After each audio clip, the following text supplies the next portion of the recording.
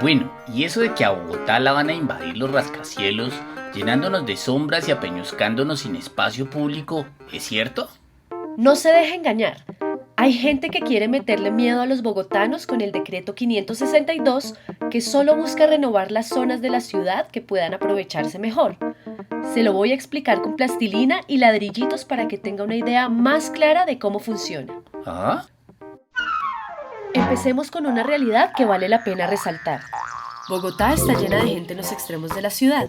En cambio, en las zonas centrales, donde está la mayoría de la oferta de trabajo, estudio y la mejor infraestructura urbana, vive muy poca gente. Este decreto estimula que las personas vivan en estas zonas centrales, controlando la expansión hacia los extremos, protegiendo la naturaleza que nos rodea y evitando que la mayoría de la gente tenga que atravesar la ciudad durante horas para llegar a su lugar de trabajo. Como quien dice, sí, ¿nos van a condenar a la oscuridad con un resto de edificios en el centro?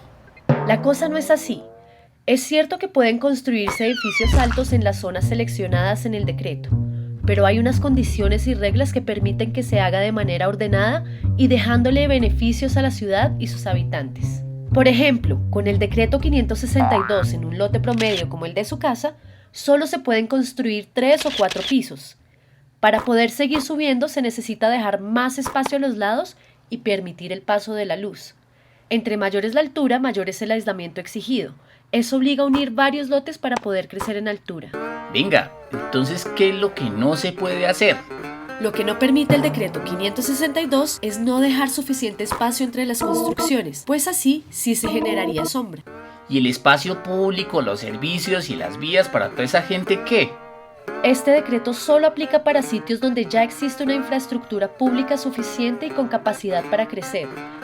Pero además, entre más altura tiene un proyecto, más tiene que ceder el dueño del suelo en recursos para vías, acueducto, alcantarillado, espacios públicos, centros de salud, colegios y todo lo necesario para una mejor ciudad.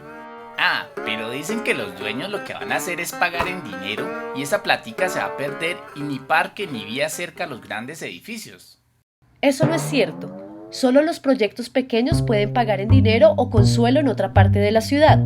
Los edificios grandes que tengan que ceder más de 2.000 metros cuadrados están obligados a dejarlos en el mismo sitio donde se construyen. Por ejemplo, este edificio de 50 pisos, si se construyera bajo los parámetros del decreto 562, debería tener un lote el doble de grande del que tiene actualmente para dejar los aislamientos necesarios, y tendría que ceder el 66% de ese lote para espacio público, lo que equivale a construir un parque de 3.500 metros cuadrados a su lado. Bueno, ¿y qué pasa con la platica que pagan los edificios pequeños? El gobierno distrital la invierte en las zonas en las que hace falta espacio público e infraestructura urbana. Y eso de que van a colapsar las redes de acueducto y alcantarillado porque no van a dar abasto para tanta gente, ¿es cierto? Eso tampoco es cierto. Solo se incorporaron a las áreas de renovación lugares donde estudios técnicos muestran que las redes de servicios todavía tienen suficiente capacidad para crecer. Y las empresas de servicios monitorean esa capacidad para ampliar la infraestructura de manera oportuna. Y antes de ese decreto, ¿qué pasaba? Bogotá crecía de forma desequilibrada en sitios donde no tenía capacidad para hacerlo y lejos de la oferta de trabajo, estudio y servicios sociales, ocasionándole grandes costos a la ciudad. Además, los dueños del suelo no estaban obligados a aportarle nada a la ciudad y no existían regulaciones para dejar suficiente espacio y luz entre las edificaciones. Pero yo había oído que Bogotá iba a crecer de manera más desordenada y que cada quien iba a hacer en su lote lo que quisiera sin una buena planificación. Como te explicaba antes, para poder crecer en altura hay que pegar muchos lotes por los aislamientos y las sesiones que se deben hacer. Eso promueve proyectos asociativos entre varios propietarios para intervenir áreas más grandes con una buena planificación.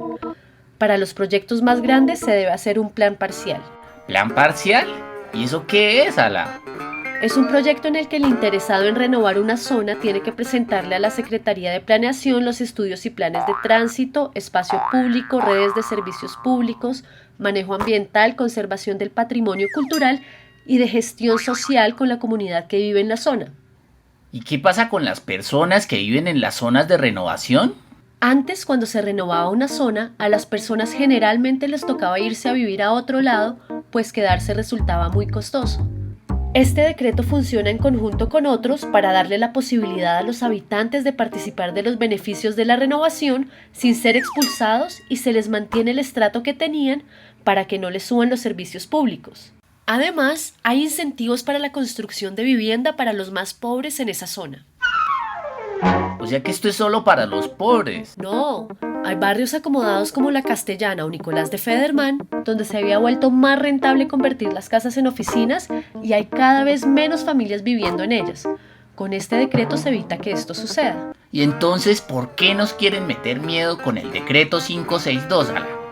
Aunque tú no lo creas, hay gente que no quiere parar la expansión desmedida de la ciudad sobre los cerros, los humedales y los bosques, y que tampoco quiere que los constructores privados estén obligados a aportar al desarrollo de Bogotá. Infórmate bien. Conoce más sobre el decreto 562 en www.planeacionbogotá.gov.co.